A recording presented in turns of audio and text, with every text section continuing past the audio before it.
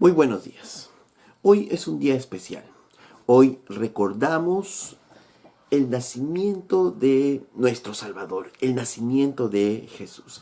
Y hay un versículo que lo escuchamos constantemente, seguro lo hemos visto pegados en nuestros muros, lo hemos visto en nuestras redes, ¿no? Porque en estos tiempos muchos se recuerdan estos versículos.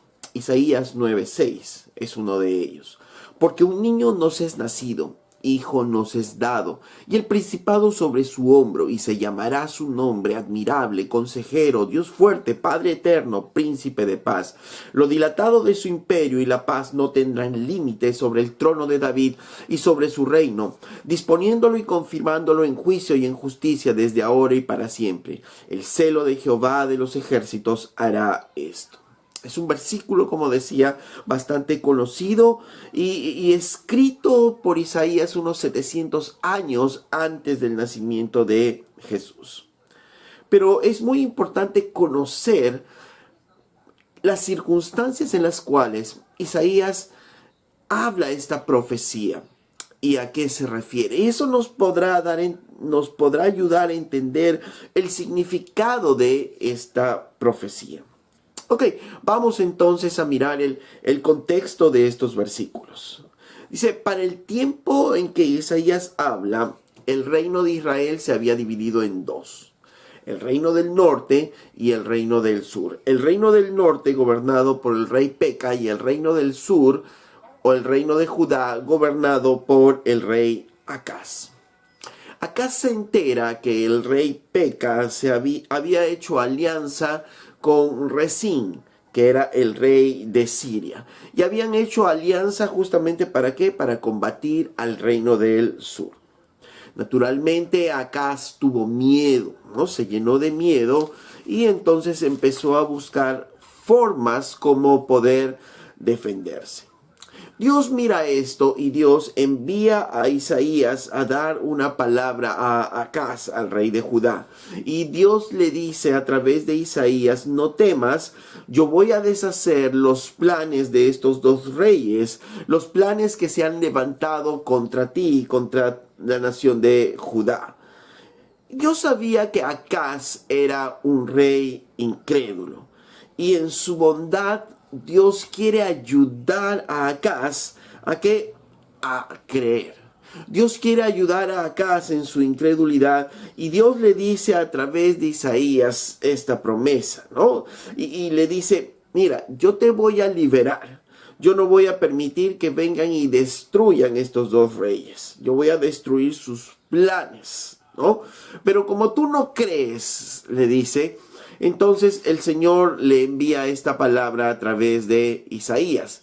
Y retrocedemos a Isaías capítulo 7, verso 11, y le dice, pide para ti señal de Jehová tu Dios, demandándola ya sea de abajo en lo profundo o de arriba en lo alto. Entonces, en su bondad, ¿qué hace Dios? En su bondad Dios le dice a Acaz, yo sé que tú no eres creyente, pero yo estoy dándote una promesa y yo quiero que tú creas en esa promesa. Y para que tú estés tranquilo, yo te voy a ayudar en esa tu incredulidad. ¿Cómo? Pídeme una señal. Pídeme una señal que sea imposible para ti. Lo que puedas pensar que es imposible, lo más grandioso que puedas tú pensar, que sea tan alto como los cielos o tan profundo como el Seol. ¿No? Le dice el Señor. Y yo lo voy a hacer. ¿Para qué? Para que tú puedas creer lo que yo estoy diciendo. Miren, Dios en su bondad le da una señal al incrédulo Acaz para que él pueda creer, porque él sabe que tiene que ayudarle en su incredulidad. Sabe que Acaz no es un rey creyente y quiere ayudarle en su incredulidad. Dios muchas veces es así con nosotros.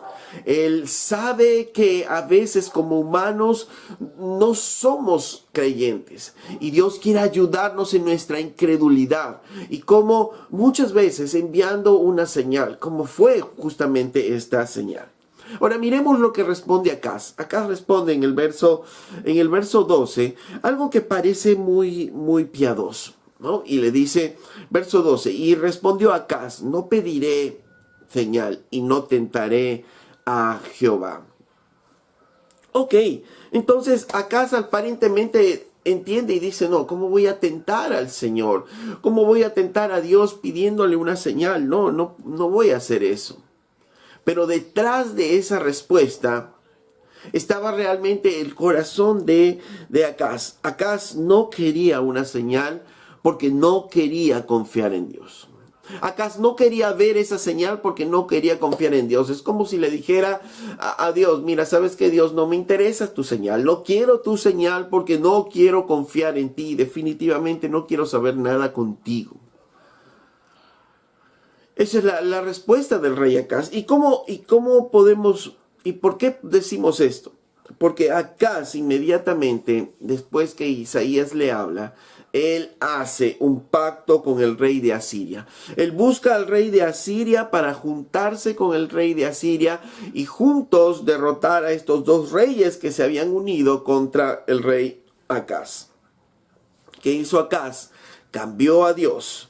Cambió la promesa de Dios por lo que el rey de Asiria le pudiera dar. Acaz cambió la promesa que Dios le estaba dando y la señal que Dios le decía que pidiera por la fuerza, la fortaleza que le pudiese dar el rey de Asiria. Lo que no sabe Acaz, que el hecho de haberse negado a pedir una señal, el hecho de haber rechazado esta señal, hizo que posteriormente Asiria se volteara contra el mismo rey. Y finalmente el rey de Asiria se levantó contra el reino de Judá y destruyó, causó una gran desolación en Israel. Para el tiempo de Isaías, Dios se había alejado de Israel. Dios retira su gloria de Israel y le ofrece una señal a Acaz y Acaz la rechaza.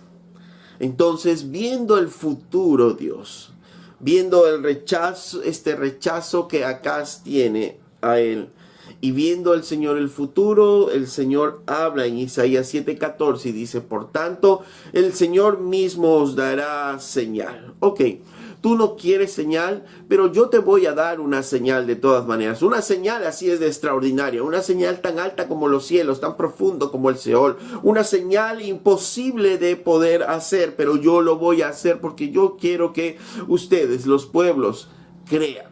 Y dice, por tanto el Señor mismo os dará señal. He aquí que la Virgen concebirá y dará a luz un hijo y llamará su nombre Emmanuel. Dice el Señor, yo mismo les daré una señal. Miren, la Virgen concebirá y dará a luz un hijo y llamará su nombre Emmanuel. ¡Wow! Entonces el Señor le está diciendo, ok, tú no quieres una señal, tú no quieres reconocerme, tú no quieres confiar en mí, ok, muy bien, yo te voy a dar de todas maneras una señal así de imposible, una señal que no es natural. La Virgen concebirá y el niño será Dios. Porque dice, y el niño será llamado Emmanuel, que es Dios con nosotros. El niño será Dios. Ok, entonces, esta es la señal, que la Virgen concebirá y el niño será Dios. Pero esta señal será para un futuro, para que el pueblo sepa que si bien Dios se alejó de Israel, la gloria de Dios se alejó de Israel, Él volvería, Él no dejaría a Israel así, sino que Él volvería como Emmanuel.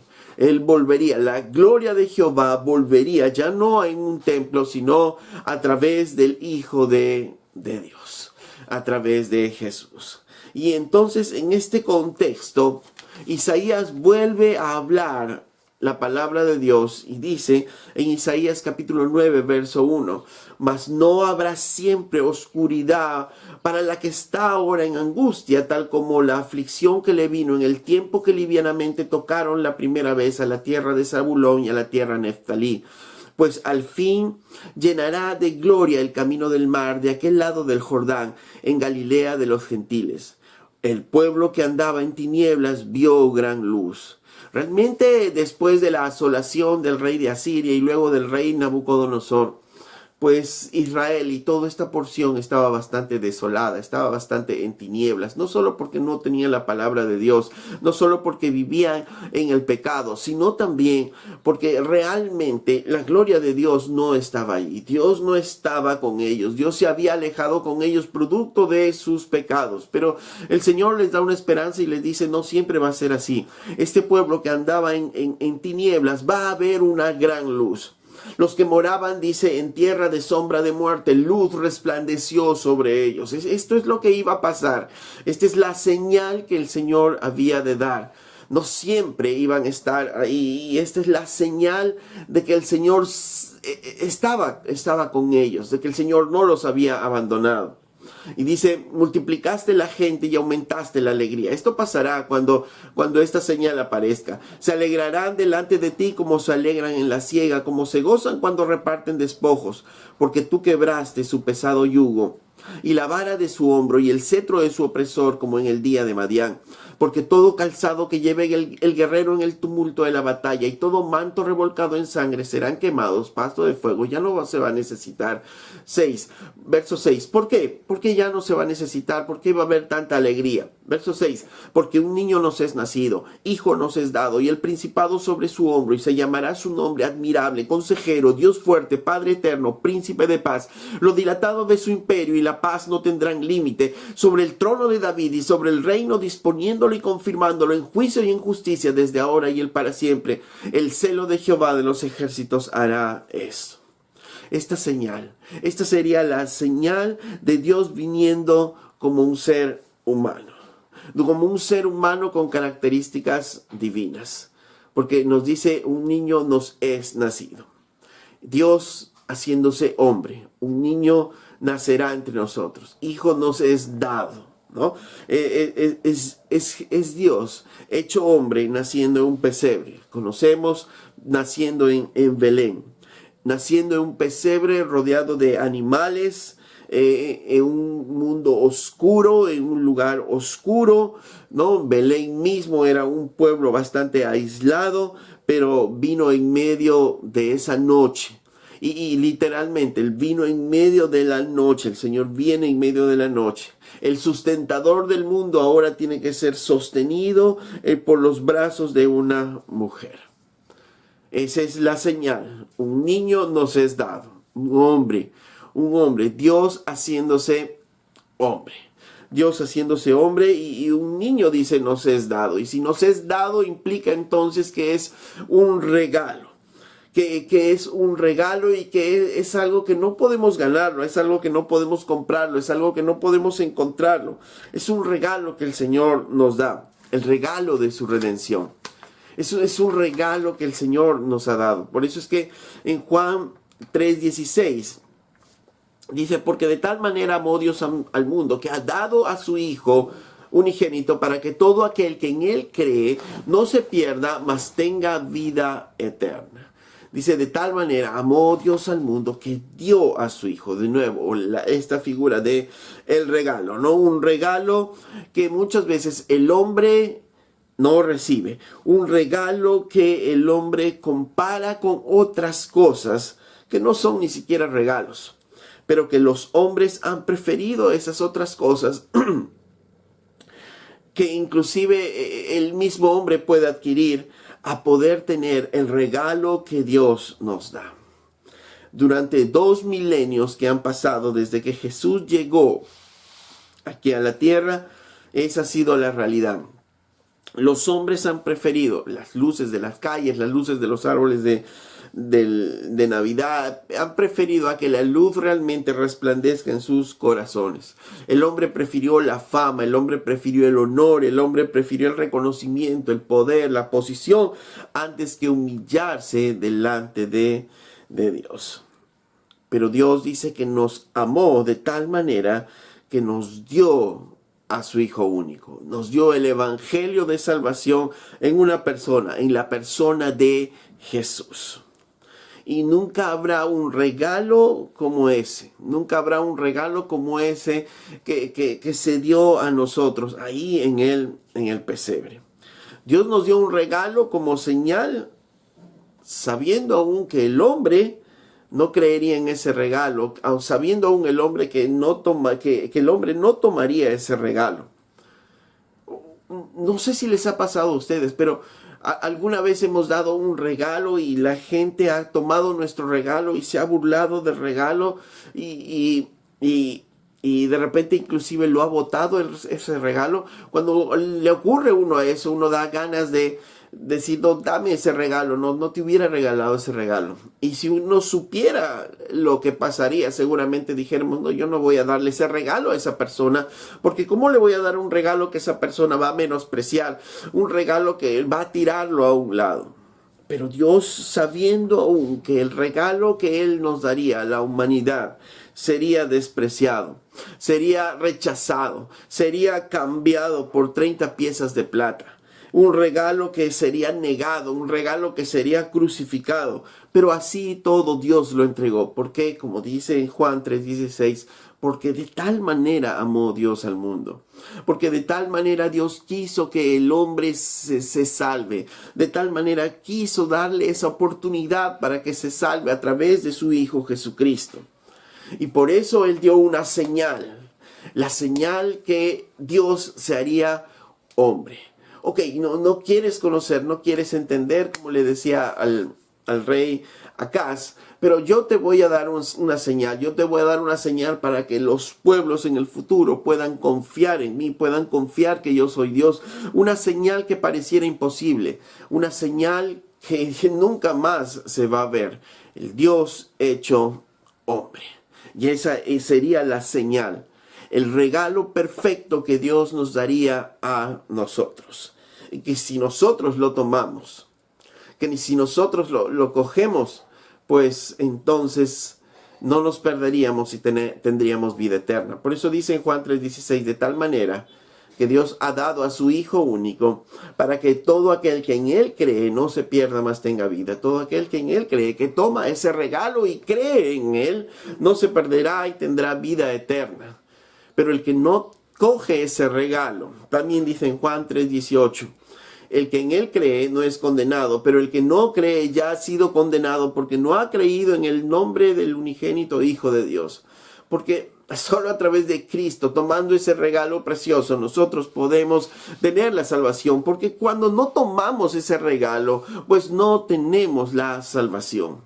Verso 19, Juan 3:19, y esta es la condenación, que la luz vino al mundo, y los hombres amaron más las tinieblas que la luz, porque sus obras eran malas. Y la luz vino a este mundo. Y la luz vino a este mundo para poder alumbrar, ¿no? Esos corazones en oscuridad, esos rincones oscuros de nuestras vidas. Esos rincones oscuros a los cuales nadie ha penetrado, pero nosotros sabemos que están en oscuridad en nuestras vidas. Y Dios quiere penetrar con su luz, pero cuando nosotros no dejamos, no permitimos que ese regalo pueda ser abierto y podamos humillarnos delante de ese regalo y adorarle y alabarle a Él, entonces nuestros corazones seguirán en tinieblas, porque ese regalo precioso o es tomado o es desechado. Es tomado para salvación o es desechado para condenación, como dice en Juan 3:16 al 18. Ese día Jesús vino a los suyos, pero los suyos no lo reconocieron. ¿Por qué? Porque estaban esperando otra cosa. Estaban esperando lo que ellos pensaban que debería ocurrir. Y eso a veces nos pasa. El Señor vino de una manera que ellos ni siquiera esperaban. Y no lo reconocieron justamente porque estaban entretenidos en sus cosas, en sus trabajos y en todo lo que ellos querían hacer. Hoy pasa lo mismo. Hoy la gente no quiere reconocer a Dios. Cuando hablan de Navidad, inclusive están pensando en un niño Dios, en alguien que ya no está, en alguien que ya no existe. El niño Dios no hay un tal niño Dios. Jesús se hizo hombre hace más de 2000 años, pero Él creció y Él murió en la cruz y ahora está sentado a la diestra de Dios Padre. Ya no hay niño Dios naciendo, niño Dios bendiciendo, no hay ahora eso. Pero el mundo está entretenido en eso, está entretenido en sus cosas, en sus profesiones, buscando el éxito.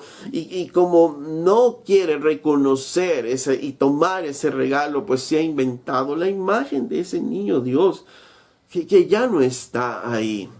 Porque prefieren ver a un niño Dios que ver a ese Dios, que ver al Dios hecho hombre ahí en el pesebre. Y por eso es que la gente no está esperando su venida. No está esperando su segunda venida, pero Dios habló y nos dijo a nosotros que así como la primera vez nadie estaba esperando su venida, igual el mundo no va a esperar su segunda venida cuando Él vuelva otra vez. Pero en este versículo de Isaías nos dice, un niño nos ha sido dado. Un regalo nos ha sido dado, ¿no es cierto? A nosotros, un regalo. Pero no solo está hablando de la naturaleza como hombre. Miren, dice, porque un niño nos es dado, hijo nos es dado. Está hablando de su naturaleza como hombre. Pero a su vez nos está describiendo las características de Dios mismo. Y por eso es un regalo que tenemos que reconocer. Que tenemos que reconocer que es Dios hecho hombre, pero que es Dios mismo. Y en este versículo, así como en los otros que hemos visto, es Dios mostrándonos esta unión de Dios hecho hombre. El Dios eterno hecho hombre, y nos muestra su humanidad, porque un niño nos es nacido, hijo nos es dado. Pero a su vez nos muestra también características divinas y nos dice, y el principado sobre su hombro, y se llamará su nombre. Dice, este regalo, este Dios que ha nacido será llamado admirable. Y definitivamente Él es admirable. Él es admirable en la forma como Él se entregó por nosotros, porque no estimó el ser igual a Dios como cosa que aferrarse, como dice su palabra, sino que se hizo hombre, y estando en la condición de hombre se humilló hasta la muerte, y muerte en cruz, ¿no? Y es admirable como el Rey del universo, el que es sustentador de todo, Él se dio y se hizo hombre como nosotros, con todas las limitaciones, para poder darnos la oportunidad de la salvación. Él es admirable en su humillación entonces, pero también Él es admirable en su servicio, en cómo vino y sirvió a las personas. Él es admirable en su faceta humana mientras estuvo aquí en la tierra, pero también es admirable como Dios. Un Dios lleno de gracia y de verdad. Es admirable. Y dice aquí en Isaías, dice, y se llamará su nombre admirable. Y nosotros ahora, después de 2000 años, nos admiramos de Él. Nos admiramos cada vez más del Señor. Nos admiramos cada vez más de Jesucristo y su obra. Y cómo Él puede cambiar, trastornar nuestras vidas y llevar nuestras vidas a su reino, a su amor, y cómo el Señor va transformando cada día nuestro ser, y nosotros nos admiramos, y porque nos admiramos entonces le alabamos y le adoramos a nuestro Dios. Por eso es que Él es admirable, y yo necesito, y tú necesitas un Dios admirable. Pero además dice que es consejero. Dice que es consejero y es un consejero sin igual, ¿no? Definitivamente la Biblia nos muestra al Señor, a Jesús, como un consejero sin igual. En Isaías capítulo 11, verso 2, dice lo siguiente, en Isaías 11:2, dice, y reposará sobre él el espíritu de Jehová, espíritu de sabiduría y de inteligencia, espíritu de consejo y de poder, espíritu de conocimiento y temor de Jehová. Y dice, como consejero justamente, ¿no? El Señor tiene esta habilidad, si queremos ponerle así. Él tiene la habilidad para discernir lo que está ocurriendo a través de la verdad, pero a su vez también aplicarlo a nuestra vida diaria. Es inteligente, tiene conocimiento, tiene el espíritu de inteligencia, ¿Por qué? Porque tiene la habilidad para entender las situaciones, la habilidad para entender las cosas. Es más, la habilidad para poder entendernos a cada uno de nosotros. La Biblia dice en Hebreos que Él es un sumo sacerdote capaz de entendernos en todo. ¿Por qué? Porque Él fue como nosotros, como un hombre. Él soportó toda tentación, como niño, como adolescente, como hombre, adulto y todo tipo de tentación. Él puede entendernos. Él puede entendernos, pero a su vez dice que tiene el espíritu de sabiduría. ¿Para qué? Para aplicar todo lo que puede conocer y aplicarlo a la vida.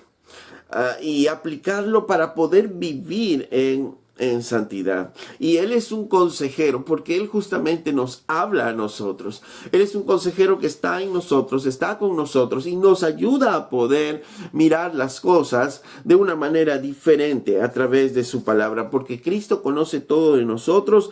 Cristo conoce aún lo que no ha acontecido, lo que hubiese podido acontecer si es que Él no lo hubiese permitido, porque hay muchas cosas que hubiesen acontecido en nuestras vidas que ni nos hemos dado cuenta, pero que Dios lo cambió por amor a nosotros. Dios conoce nuestros sueños, Dios conoce lo que pensamos, Dios conoce todo de nosotros. Por eso es que Él es consejero, Él es un gran consejero, ¿no? Porque Él tiene un conocimiento absoluto de todas las cosas. Él está lleno de toda verdad y como Él está lleno de toda verdad, Él confronta mi pecado, pero también es un Dios lleno de gracia que puede perdonar mi pecado. Entonces yo necesito un consejero así, tú necesitas un consejero así, un Dios admirable, un Dios consejero, y ese necesitamos, y ese es Cristo, y ese es Cristo en nuestras vidas. Es un gran consejero al cual podemos acudir corriendo al trono de su gracia buscando el oportuno socorro. ¿Por qué? Porque Él es un gran consejero.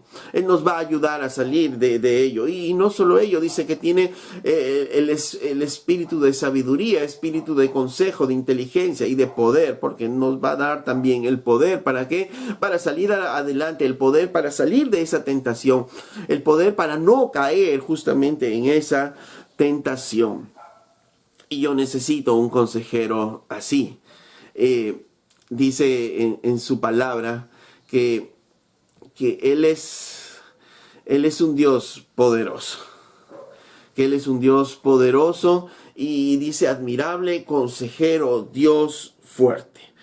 Dios fuerte, Dios poderoso. Y yo necesito, y tú necesitas un Dios poderoso, un Dios todopoderoso que pueda cumplir justamente sus promesas. A Acaz le dijo, pídeme una señal y yo te la voy a dar. ¿Por qué? Porque Él es todopoderoso para poder cumplirla. Tendrás esta señal, le dice, aunque Acaz no se la pidió, una virgen concebirá, y Dios es todopoderoso y fue todopoderoso para poder dar esa señal hace más de 2000 años. Y nosotros necesitamos ese Dios poderoso, capaz de cumplir su palabra, capaz de cumplir las cosas que Él nos ha ofrecido a nosotros. Un Dios que nos pueda socorrer, un Dios que nos pueda, que pueda ser poderoso para socorrernos aún cuando estamos en esos momentos difíciles, a punto de pecar. Dice Hebreos 7:25, por lo cual también salvar perpetuamente a los que por Él se acercan a Dios, viviendo para siempre para interceder por ellos. Voy a leer desde el verso anterior, verso 24. Dice, mas por cuanto permanece para siempre, hablando de Cristo, tiene un sacerdocio inmutable, por lo cual también salvar perpetuamente a los que por Él se acercan a Dios, viviendo para siempre para interceder por ellos. Wow, yo necesito un Dios así, yo necesito un Dios fuerte, un Dios poderoso de esta manera, de esta magnitud. Dice, capaz de salvar perpetuamente a los que por Él se acercan a Dios. A los que por Cristo se acercan a Dios, tienen la capacidad, la fuerza para poder salvar perpetuamente. Yo necesito a ese Dios, tú necesitas a ese Dios, a ese Dios fuerte, necesitamos cada uno de nosotros, ¿no? Dice capaz de salvar perpetuamente, y no solo eso, dice viviendo para siempre, intercediendo por nosotros. Miren, ese Dios fuerte, ese admirable consejero, ¿no? Ese Dios es el que nosotros necesitamos. En Judas, verso 24, dice, y aquel que es poderoso para guardaros sin caída y presentaros sin mancha delante de su gloria con gran alegría. Dice aquí dos cosas muy importantes. Dice aquí que Dios es poderoso para guardarnos sin caídas. Y nosotros necesitamos justamente a ese Dios poderoso que nos guarde sin caer, que nos guarde para poder vivir vivir en santidad. Un Dios poderoso que nos guarde justamente sin caídas. Pero no solo ello, y si hemos pecado, también un Dios poderoso que pueda presentarnos sin manchas delante de su gloria con gran alegría.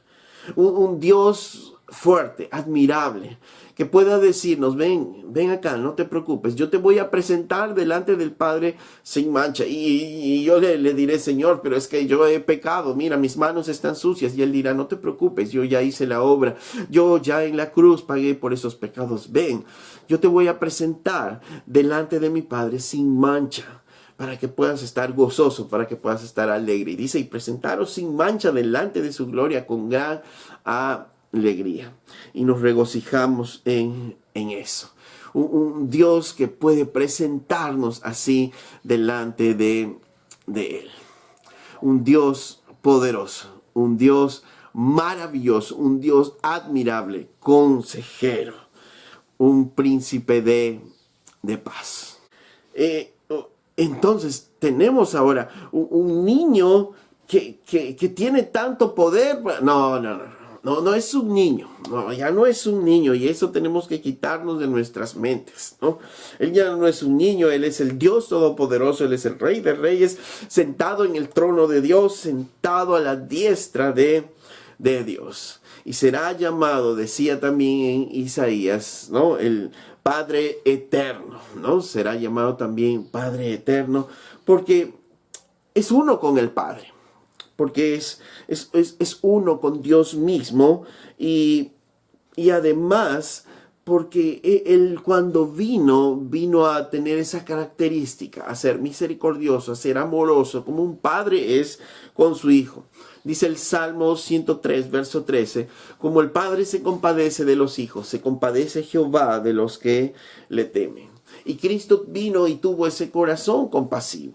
Ese corazón compasivo, y lo vimos inclusive mientras estuvo aquí en la tierra, un corazón compasivo para sanar a las personas, un corazón compasivo para tocar al leproso cuando nadie lo tocaba, un corazón compasivo para poder dar vista a los ciegos, un corazón compasivo con el pecador, ve y no peques más, ¿no? Un corazón compasivo, un corazón de padre, como dice aquí, que se compadece de los que le temen.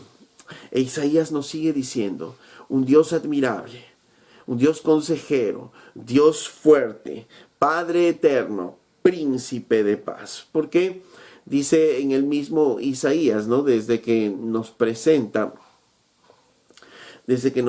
Isaías, nos dice que Él va a ser un Dios soberano, ¿no? Él va a ser un Dios soberano, y Él será un príncipe de paz, un Dios soberano que va a juzgar justamente conforme a su carácter. ¿Por qué? Porque todo gobernante finalmente gobierna conforme a su propio carácter. Y este príncipe de paz, este Dios admirable también, gobernará conforme a su carácter. Y esto es lo maravilloso. Él va a gobernar conforme a ese carácter amoroso, conforme a ese carácter benevolente, conforme a ese carácter lleno de gracia, lleno de verdad, lleno de amor, y que solo nos va a dar esperanzas. En Isaías 7:14 nos muestra otro nombre, como habíamos dicho, y será su nombre llamado Emmanuel, que es Dios con nosotros, haciéndonos recordar algo muy interesante, Dios, que cuando Él vino aquí a la tierra, Él nos hizo recordar que Él se llamaría Emmanuel, que significa Dios con nosotros, haciéndonos recordar que Él estaría con nosotros. Pero cuando Él se fue también de esta tierra, le dijo a sus discípulos, y yo estaré con ustedes todos los días hasta el fin, haciéndonos recordar, por tanto, cuando vino y cuando se fue, que Él estaría con nosotros. Que no nos olvidásemos que Él estaría con nosotros en todo tiempo. Y no podemos ser como Acaz, que no creyó. Tenemos que ser al contrario. tenemos que creer, y si Dios dijo que estaría con nosotros, entonces Él está con nosotros. Y recordar, por tanto, el nacimiento de Jesús, es recordar esta promesa que Él está con nosotros, que Él es Emmanuel, Dios con nosotros. Y aun cuando Él se fue de esta tierra, Él dijo, y yo estaré con ustedes todos los días hasta el fin. Entonces es recordar la promesa de Dios de que Él está con nosotros todos los días hasta el fin. Y tiempos como estos justamente nos recuerda esa promesa que Dios está con nosotros. Y yo quiero a ese Dios. Yo quiero a ese Dios admirable, consejero, a ese Dios fuerte, a ese Padre eterno, a ese príncipe de paz. Y el reino que trae, dice su palabra, el principado estará sobre sus hombros. Y será un reino soberano, por tanto. Un reino en el cual, ¿no?, la justicia va a prevalecer. Dice en el mismo verso 9 de Isaías, en el verso 7, de Isaías capítulo 9, dice, lo dilatado de su imperio y la paz no tendrán límite sobre el trono de David y sobre su reino, disponiéndolo y confirmándolo en juicio y en justicia desde ahora y para siempre, ¿no? Y aquí nos está haciendo ver algo muy importante. Les decía que Acaz no quiso señal, entonces yo les voy a dar una señal para que los pueblos sepan que pueden confiar en mí. Y esta es la señal: un niño nos es nacido, hijo nos es dado, y el principado sobre su hombro, ¿no? El reinado sobre su hombro. Y su nombre se llamará Admirable, Consejero, Dios fuerte, Padre eterno, Príncipe de paz. Lo dilatado de su imperio, ¿no? Cuando hablamos de dilatado es algo que va creciendo, que va dilatándose, ¿no? Y esto es lo dilatado de su imperio, y la paz no tendrá límite. Está hablando obviamente del futuro, ¿no? Isaías está hablando 700 años antes, está hablando en medio del desastre que iba a dejar Acaz, ¿no?, después de que Asiria viniese y destruyera a Israel. Pero en medio de ese caos, en medio de esa oscuridad, Dios les está hablando y está diciendo lo dilatado del imperio de este Jesús, de este Dios hecho hombre que vendría aquí, dice, y lo dilatado de su imperio y la paz no tendrán límite.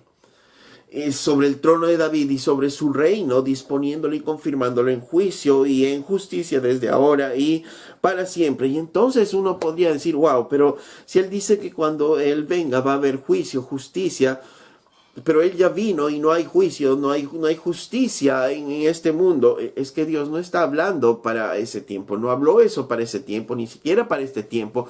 Está hablándonos para el tiempo futuro todavía, esta profecía de Isaías, y nos está diciendo que lo dilatado del imperio de Dios y su paz no tendrá límite. Amén. Y eso tenemos que creerlo, así como fue realidad que un niño nos es nacido, y así como fue realidad que fue el niño envuelto en pañales ahí en el pesebre y que lo vimos, también va a ser realidad de este verso 7 cuando dice lo dilatado de su imperio y la paz no tendrán límite. Entonces su reino será un reino fuerte, su reino será un reino en el cual el derecho y la justicia prevalecerá. Y entonces nos está hablando de ¿qué? De su segunda venida. Entonces nos está hablando aquí en Isaías 9:6, no solo de su primera venida como un niño, como un hombre, sino también de su segunda venida como rey. Dice, y sobre el trono de David como rey, él va a venir como rey, y sobre su reino, ¿no? Disponiéndolo y confirmándolo, dice, en justicia y en juicio. Desde ahora, comenzó desde ese tiempo. Desde ese tiempo en el cual los hombres comenzaron a confiar en Dios y a entregar sus corazones a Dios. Y será hasta ahora que sigue el reino creciendo, siguen las personas creciendo del reino, y será hasta siempre. ¿Por qué? Porque cuando el Señor venga con su reino prevalecerá. ¿Lo creemos? ¿Creemos eso? Sabemos que Dios nos ha hablado más acerca de ese reino precioso. Dice en Apocalipsis capítulo 21, verso 1. Miremos con estas palabras como lo dice el Señor. Dice, y vi un cielo nuevo y una tierra nueva, porque el primer cielo y la primera tierra pasaron, y el mar ya no existía más. Y yo, Juan, vi la ciudad santa, la nueva Jerusalén, descender del cielo de Dios, dispuesta como una esposa ataviada para su marido. Y oí una gran voz del cielo que decía, he aquí el tabernáculo de Dios con los hombres, y él morará con ellos, y ellos serán su pueblo, y Dios mismo estará con ellos como su Dios. Recordamos que dijo, y su nombre será Emmanuel, que es Dios con nosotros, porque Dios siempre quiso vivir entre nosotros. Dios quiso siempre tener relación con nosotros, y Dios quiere tener relación con nosotros. Y dice aquí que el tabernáculo de Dios morará con ellos, y ellos serán su pueblo, y Dios mismo estará con ellos como su Dios. ¿Y qué pasará? Dice, verso 4, enjugará Dios toda lágrima de los ojos de ellos, y ya no habrá muerte, ni habrá más llanto, ni clamor, ni dolor, porque las primeras cosas pasaron. Y esto es lo que va a venir en lo dilatado de su imperio, y su gran reino, el gran reino de este que vino como hombre, este que vino como niño, ¿no? Nuestro amado Señor Jesucristo. Dice en el verso 5, y el que estaba sentado en el trono dijo, he aquí yo hago nuevas todas las cosas, y me dijo, escribe, porque estas palabras son fieles y verdaderas. Estas palabras son fieles y verdaderas. Esto es verdad. Esto es tan verdad como cuando dijo a Acaz, a través de Isaías, que le dijo, ok, tú no quieres señal, Acaz, no quieres creer, Acaz, pero yo te voy a dar una señal igual, para que los que quieran creer, crean. ¿Y cuál es esa señal? Entonces les daré un niño, les daré un hijo, y su nombre será llamado admirable, consejero, Dios fuerte, príncipe de paz. Y esta es la señal, y esto es tan verdadero como esto. Por eso es que el Señor dice, escribe estas cosas, porque estas palabras son fieles y verdaderas. ¿Quieres creerlo? ¿Quieres creerlo tanto como crees en lo que ocurrió con el nacimiento del Señor? Y verso 6, y me dijo, hecho está. Hecho está. Esto ya va a ser, esto va a ser como en el futuro. De nuevo, cuando Isaías habló 700 años, dijo, y esta es la señal. Un niño nos es nacido, un niño nos ha sido dado, un hijo nos ha sido dado. Hablando que, como si fuese en presente, está hablando 700 años antes del nacimiento de Jesús. E igual ahora, está hablando en presente como si ya estuviese hecho. Y me dijo, hecho está. Ya está hecho. Yo soy el alfa y la omega, el principio y el fin. Al que tuviere sed, yo le daré gratuitamente de la fuente del agua de la vida. El que venciere heredará todas las cosas, y yo seré su Dios y él será mi hijo. Yo seré su Dios y él será mi hijo. Yo quiero ese Dios admirable, a ese Dios fuerte, Padre eterno, príncipe de paz. ¿Y tú también lo quieres? Seguramente sí. Y dice en Apocalipsis 22, verso 12, dice, he aquí yo vengo pronto y mi galardón conmigo. Él viene pronto. Él, así como él anunció a través de Isaías, diciendo, un niño nos ha sido dado. Porque esta es la señal. Una virgen dará a luz un hijo. Un niño nos es dado, dice Isaías 9. Y de esa misma señal Dios está hablando y está diciendo, porque yo vengo pronto y mi galardón conmigo para recompensar a cada uno según su obra. Y nuestro pensamiento cada día debe ser cuando nos levantamos, ¿no? Y empezamos a orar y decir en nuestro pensamiento, ¿será el día de hoy? ¿Será el día de hoy que el Señor venga? Y cada día nuestro pensamiento debería ser eso, porque Él prometió y dijo, yo vengo pronto y mi galardón conmigo. Y cada vez que recordamos tiempos como estos, cada vez que recordamos estas palabras en tiempos de Navidad, es recordar también la promesa que Él vendrá pronto, y poder levantarnos cada día y decir, ¿será hoy, Señor? ¿Será hoy que vendrás? Dice el verso 13, yo soy el alfa y la omega, el principio y el fin, el primero y el último. Bienaventurados los que lavan sus ropas para tener derecho al árbol de la vida y para entrar por las puertas de la ciudad. Bienaventurados, dichosos, gozosos aquellos que lavan sus ropas. ¿En qué? En la sangre del Cordero, a través de Jesucristo, que lavan sus pecados a través del sacrificio de la cruz. Yo quiero a ese Dios. Yo quiero a ese Dios. Y cuando estamos en tiempos de Navidad, recordamos este hecho precioso. Recordamos lo que Dios ha hecho. Ese príncipe de paz. El hecho que Dios quiera vivir con nosotros, que quiera tener siempre una relación con nosotros. ¿Tú quieres esa relación con Jesús? Yo quiero esa relación con Jesús. Y dice, dichosos aquellos los que lavan sus ropas para tener derecho al árbol de la vida. Solo podemos hacerlo no por nuestras fuerzas, sino a través de Jesucristo. Él es el alfa y el omega, el principio y el fin, el sustentador de todo, el príncipe de paz, admirable, consejero. Entonces, necesitamos volver nuestros corazones a Él y gozarnos y recordar lo que Dios ha hecho, la señal que Dios ha dado. Y si recordamos que Jesús nació, entonces recordamos también que Jesús vendrá por segunda vez y vendrá pronto. Puede ser hoy, puede ser hoy. Amén. Amado Señor, te damos gracias por tu palabra y gracias, Señor, por lo que tú hablas a nuestras vidas y a nuestros corazones. Gracias, Señor Jesús, por recordarnos, mi Dios, el hecho que tú quieres tener una relación con nosotros, que quieres ser ese Dios viviendo con nosotros, entre nosotros, en nosotros, Señor. Te damos, Señor, a ti toda la gloria, Señor, y nos rendimos a ti, Señor.